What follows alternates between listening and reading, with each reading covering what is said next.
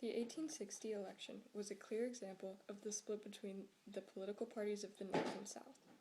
Abraham Lincoln ultimately won the election, taking 40% of the popular votes and 180 electoral votes from the North.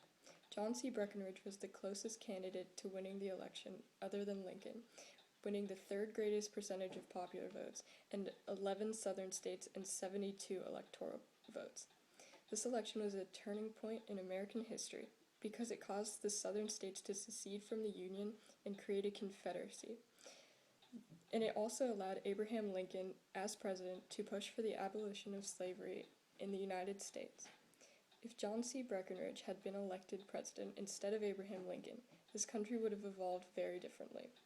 Politically, the South would have been represented in government and therefore most likely would not have seceded from the Union. The first issue they would have addressed would have been to write an amendment for the Constitution that guaranteed slavery. Without the secession of the Confederate States, the Union would not have had a majority in Congress, and therefore they would not have been able to admit Nevada, Kansas, and West Virginia as free soil states. Instead, they would have most likely been admitted as states who would address the issue of slavery through popular sovereignty, because John C. Breckinridge supported the Kansas-Nebraska Act.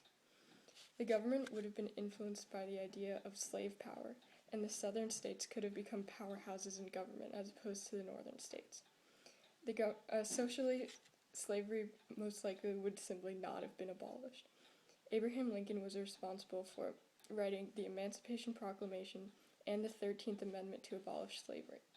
These are the two greatest issues that addressed slavery in the United States, and they both took place during Lincoln's presidency. These events would not have taken place, and in fact, slavery might have been permanently legalized in the United States. Some may argue that had Lincoln not been elected president, the Civil War would never have taken place, but I disagree.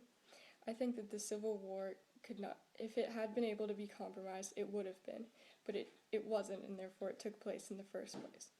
As Lincoln said, a house divided cannot stand, and I believe that the Civil War most likely would have taken place anyway because the issues just were not able to be compromised.